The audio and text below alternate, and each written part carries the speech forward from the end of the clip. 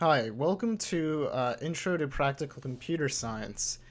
In this web series, I'm going to be showing you the ins and outs of very basic and very high level ways to interact with your computer to do really cool things through computer science. In this video, I'm just going to be giving an overview of what's to come in the next videos. And so I gave out a little outline here of what is computer science. Personally, I think that a really good way to view computer science is to subdivide it into three main areas, and those are programming, math, and computer engineering. Now, obviously, they all sort of interact and link and overlap in many ways, but for now, this is a really good way for me to sort of explain this to you. So, programming. This is actual writing of the code onto your computer. But programming was not always like that. Back in the day, you didn't write code into your computer, you actually sort of used punch cards or stuff like tapes. But nowadays, you don't really do that anymore. When you think of computer programmers, you mostly think of people sitting at their keyboards and writing down code.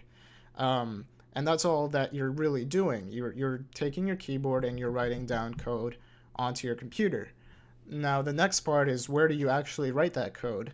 You write it on stuff that is like a text editor. You could literally use Windows Notepad or Microsoft Word even to write down all your code. That would probably not be so efficient, but you could actually do it, because at the end of the day, all the computer code is just text files. The next part of what computer science is math. And math is really used for both programming and computer engineering, but in sort of different ways. Math tries to sort of gain an efficiency when you're writing both code and designing hardware for computers to use. And hardware being stuff like the actual parts of your computer, and software being the code and the operating system. Math really, it gets to be high level math eventually, but actually a lot of computer science can also be described in very logical math that doesn't require too much thought, which is actually pretty great because you don't really need to know a lot of math for it. Now, going back to programming, I realized before I missed one thing.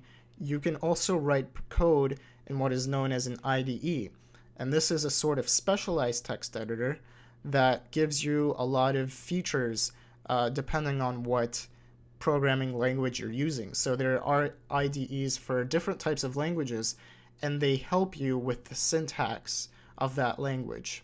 The syntax of a language is basically the grammar of the language. If you can think of sort of grammar, English grammar, or Chinese grammar, or Spanish grammar, the syntax is sort of the rules that you have to follow to make a good logical program when writing in a particular language. And every language has a syntax, and different languages have different syntaxes.